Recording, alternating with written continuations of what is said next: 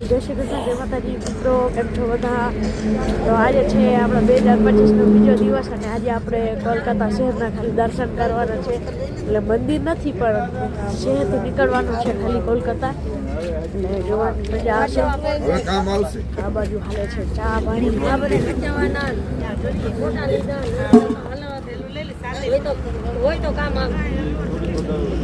નામ લેજો, કાયમ કેટલો હતા ને ગરમી થાય લેજો.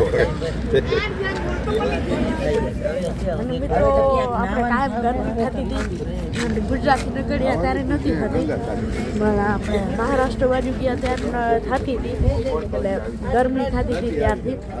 અને ત્યારથી પાછી ઠંડી ચાલુ થઈ ગઈ જગન્નાથપુરીથી. હવે અમારે સ્વેટર ચાલુ કરવા પડ્યા છે, જોઈ લ્યો બધા. નકર ઓલી બાજુ ગરમી થતી હતી કર્ણાટક બાજુ, કેરળ બાજુ, તો હવે કે લેજો ગરમી, હવે ઠંડી જ પડશે. આ બાજુ હાલે છે ચા. મિત્રો અહીંયાથી આપણે કોલકાતા શહેર છે લગભગ 108 કિલોમીટર જેટલું મેં હમણાં મેપમાં જોયું, અને 108 કિલોમીટર તો જઈ એટલે રોંગ આંકડો થઈ જાય છે. પણ અહીંયાથી આપણે કોલકાતા શહેરના દર્શન કરવાના છે, અને એમાં તો મને લાગે છે કે મજા આવશે. કારણ કે મિત્રો અહીંયા ઠંડીની કન્ડિશન બહુ સિરિયસ છે. આપણે ગુજરાતમાં તો વધુ હશે જોકે, પણ આ બાજુ બહુ વધુ છે ઠંડી. આપણે કેરેલા કર્ણાટક ગયા ત્યારે એવું લાગતું હતું કે આગળ ગરમી જ પડવાની છે, એટલે આ સ્વેટરને બધું ઉતારીને ફેંકી દીધું હતું. એવું લાગતું હતું કે ગરમી જ પડવાની છે, ઠંડી પડવાની નથી. પણ આ બાજુ આવ્યા પછી ખબર પડી કે આ બાજુ ઠંડી પડે છે ખૂબ જ, અને અયોધ્યા બાજુ તો એનાથી વધુ પડશે.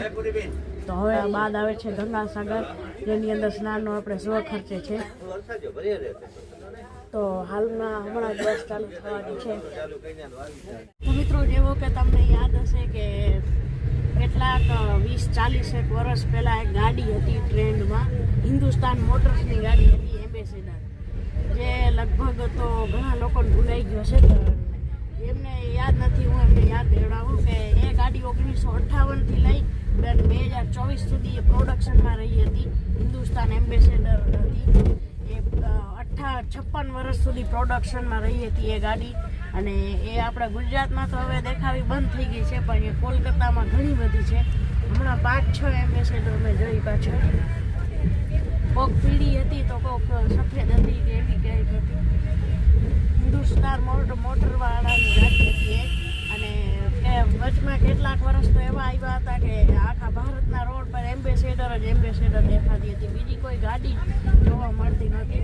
અને એનું એક આપણે અલગ પોતાની પહેચાન હોય કે જો એ કાળી પીળી હોય ગાડી તો એ ટેક્સી હોય, અને સફેદ ગાડી હોય તો એની અંદર આપણે કહીએ ને નોર્મલ જેન્ટલમેન કે નેતા હોય. અને જો એની માથે સાયરન હોય, થોડી ગાડી માથે સાયરન, એમ્બેસેડર માથે તો પક્કા એ પોલીસની ગાડી હોય. તો એવી રીતે એ પોતાનું પ્રોડક્શન કર્યું હતું 56 વર્ષ સુધી. અને અત્યારે ગુજરાતમાં દેખાવી બંધ થઈ ગઈ છે. આપણે અહીંયા કોલકાતામાં ઘણી બધી જોવા મળે છે. આજના લોકો પણ એ વાપરે છે એમ્બેસેડર. અત્યારે તમે જોઈ લો વ્યૂ કોલકાતાનો.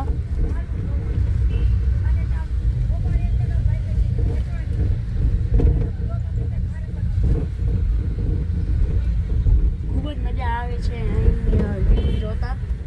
અને એની પહેલાં એક લગભગ એવું આવ્યું હતું રિઝોર્ટ, જેની બહાર ઘણી બધી એમ્બેસેડર પડી હતી. આ બાજુ તમે જોઈ શકો છો કોલકાતાનો વ્યૂ. મોટી મોટી બિલ્ડિંગો છે અહીંયા.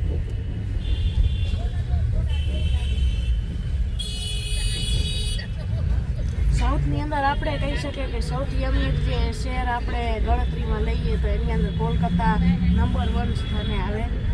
જોઈ શકો છો ઓલી બાજુ પેટ્રોલ પંપે છે. તો મિત્રો આપણે ગંગાસાગર અહીંયાથી 32